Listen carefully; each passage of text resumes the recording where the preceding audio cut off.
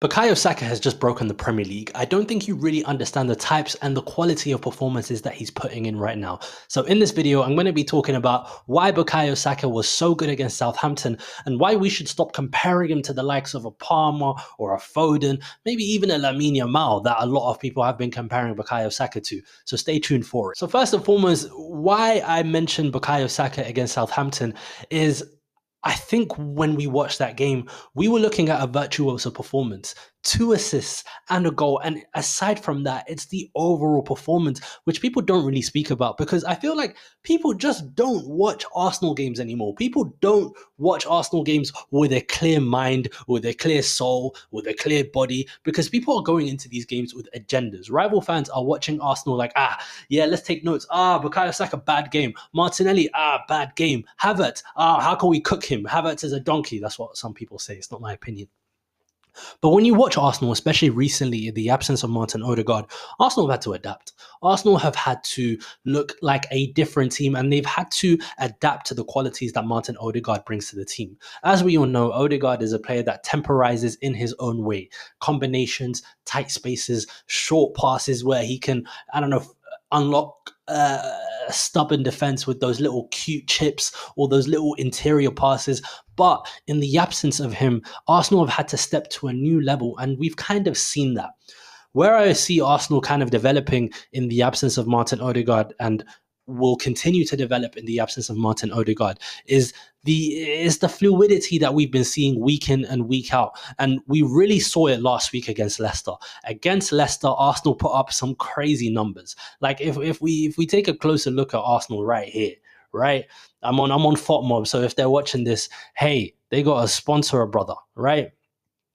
But even if you look at the expected goals, right, we're looking at a 4.6 expected goals, 35 total shots, 9 big chances created. Against Leicester, Arsenal were can't even talk. Against Leicester, Arsenal was something. But against Southampton, the game was slightly different. So if I go back to Arsenal, right, if I go back to the game today against Southampton,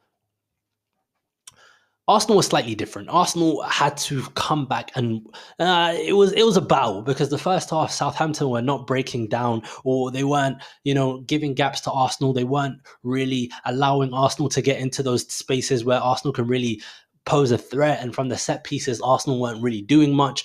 But when Cameron Archer scored, I feel like the team really opened up, and that's where Bukayo Saka started to shine. We saw glimpses of it in the first half, but that assist to Havertz, it was him making the tackle to pass it into Kai Havertz to score. That cross into Martinelli, we're going to move on to Martinelli later on down this video, but when we look at that cross from Bukayo Saka, it's like the Saka special. People have been kind of calling it the Lamine Yamal special, but this is the Bukayo Saka special. That cross into the back post for Martinelli to score, it's literal cash money. You cannot stop it. And if a team tries to stop it and they try to put the defensive line deeper so Bukayo Saka cannot make those crosses, well, there will be space at the edge of the box for Bukayo Saka to score. And we saw it today, 88th minute, in a duel where he was trying to win the ball. He just said, you know what? I'm him, and I'm going to be the one to score the goal. Now, going back to the title of this video, right? And going back to why I think Bukayo Saka why I kind of feel that Bukayo Saka has broken the Premier League is his overall performances aside from scoring and assisting. Even if we take a look at the FOTMob, right? We're looking at 7 shots, 2 assists, 35 out of 39 passes, 7 chances created. How many chances is this guy going to put up? I think he's on 8 assists. It should have been 9 assists already this season. It's looking like he's on track to break the assist record this season. And what we're looking at from Bukayo Saka in the absence of Martin Odegaard is something really, really special. I tweeted it earlier on, so if you guys don't know my Twitter, check it out down below in the description. But when we look at Bukayo Saka this season in terms of why he's breaking the Premier League, it's the fact that a lot of people last week talked about Cole Palmer. They talked about Palmer being this player that, he's one of the best, or if not the best player in the Premier League. But when push comes to shove, and when you look at a player that can really take over an entire attacking system, it is Bukayo Saka all day long. And one of the biggest problems, especially I see in the English media, is when they do not watch a game, or when they do not watch a game closely without any agendas, the only thing that they can take away from the game is goals and assists. How many goals, how many assists did they get in the game? But Bukayo Saka is so much more effective than goals and assists. When you look at Saka play, I tweeted it. He is a playmaker playing at the right wing position. He is a playmaking central midfielder from the right wing. I don't think you guys really understand how rare of a profile Bukayo Saka is. So when people talk about ceilings and when people talk about, okay, yeah, Bukayo Saka's hit his ceiling, but Foden and Palmer, they're still young, they're still elevating, they're still trying to get to that level. Bukayo Saka needs to be spoken about like that. We are looking at one of the elite players in the Premier League, and I'm going to be the one making weekly YouTube videos trying to put respect on Bukayo Saka's name. If the English media are not doing it, Remedy will be doing it. When you look at Bukayo Saka, he's one of the elite players in the Premier League. For me, this season, he's operating at a top 3 level in the Premier League. Alongside, maybe you can say Haaland, you can say Palmer as well, because Palmer is unbelievable. Don't get me wrong. You can say Saliba is performing at that level. Van Dijk is performing. Even someone like a Luis Diaz, Ryan Gravenberch, they've been performing really, really well this season so far. But don't sleep on Bukayo Saka. Don't sleep on how good of a player he is. And even if we take a look at the Arsenal team, as a total thing, right? For me in the first half, Sterling, he was bright. He had some moments. Jesus, the less I speak on that guy, the better. Look, I was Gabriel Jesus' biggest fan, but looking at him right now, it's not looking good for him. Hey, Palmeiras, Saudi, hey, Gabriel Jesus, leave the football before the football leaves you.